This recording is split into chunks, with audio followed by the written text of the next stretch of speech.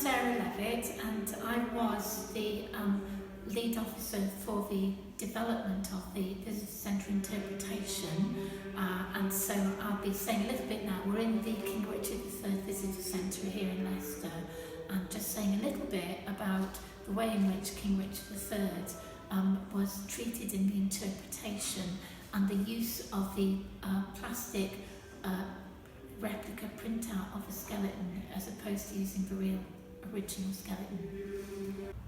One of the key things about the discovery was right from the word go, the excavation and the discovery of Richard III had to be carried out with dignity and with honour, and these were bywords. These were really important to the Richard III Society, they were really important to the cathedral, and they were really important to the university and the community of Leicester. All those people had to be satisfied that what we were doing was working in the correct way, and so the whole of the creation of the visitor centre was really a process of endless consultation, lots and lots of consultation and discussion, and also in terms of the reinterment, what did it mean to treat the skeleton with dignity and with honour, remembering that this was a person, a living person who had died in 1485. I think one of the most important things to bear in mind about the concept of dignity and honour is that it means different things to different people. And so throughout the whole of the excavation process, the development of the visitor centre, the development of the reinterment, the team were constantly thinking about this concept, and there were lots of different ways in which one might have taken a different approach. You have to bear in mind that for a visitor centre, the important thing is to engage the public. For a university, the important thing is the academic research and promotion of learning, and for the cathedral, the important thing was the spiritual dimension of what we're talking about.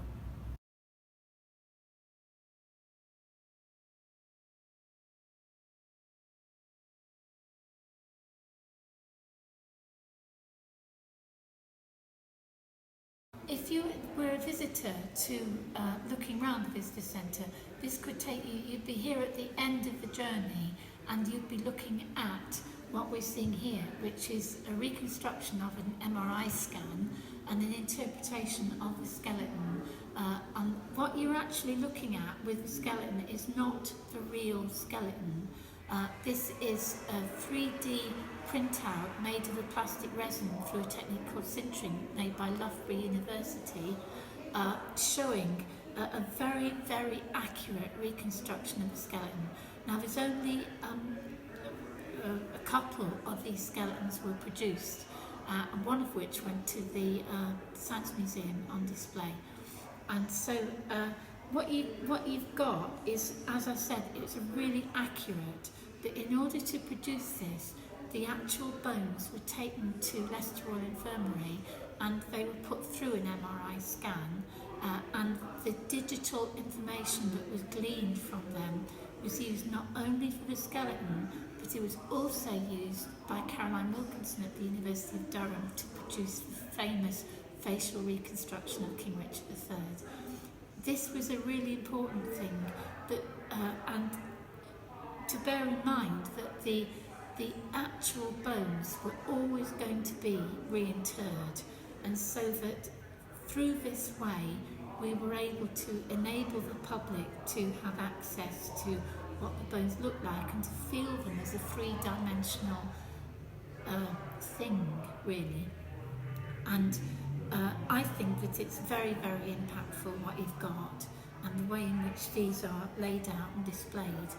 One of the great advantages of doing this is that you can actually have much more freedom of interpretation than you would have if you'd have been simply displaying the bones.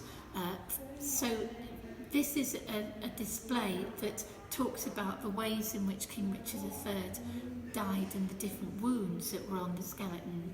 And then we've also got a separate 3D printout of just of his spine that shows the way in which they affected his scoliosis, which is of course very, very interesting. And then you've got two displays of the facial reconstructions. This was a unique exercise there was an awful lot of goodwill with various universities and the work that was done. But if this was to be done again, in terms of the overall costs of a major refurbishment of say, a museum or visitor centre, it could be fitted in within the overall costs. It would not be astronomical, particularly now as costs come down all the time. So, but from the point of view of a museum display, there is no light implications. There is no relative humidity implications, and so it is much easier for a museum to display bones in ways that are replicas. What is important to bear in mind, of course, is the public being able to see skeletons on display. What we know from a lot of research is that the majority of people find value in experiencing a real skeleton. But what I would question, having the experience of a King Richard III Visitor Centre and the replica 3D skeleton of King Richard III, is the extent to which seeing the real skeleton as opposed to a replica 3D printout is something that is essential and important. And I think that there's an awful lot to be said for having replicas if you can possibly do it. One of the things to bear in mind about this whole process, the whole story of Richard III and Leicester, was that the concept of reinterment in Leicester was absolutely fundamental to the process of doing all of the work that we did. And indeed, the reinterment did happen in March 2015, and it was an absolute brilliant whole week of events and real celebrations that brought the whole city together. And if you go into Leicester Cathedral, which is right behind me, then you can actually see the tombstone, and the tomb, which is a stone from Swaledale, and people regularly come, even now several years later, and come and see that tomb. One of the questions that has been said to me on a number of occasions since 2012 is, if we can do that with a king, we should be doing it with anybody, and any person who has been found and their body has been found and their skeleton has been found. We should be thinking about how should they suitably be laid to rest again, because it was really important to identify King Richard in the car park and to then lay him at rest in a more suitable place.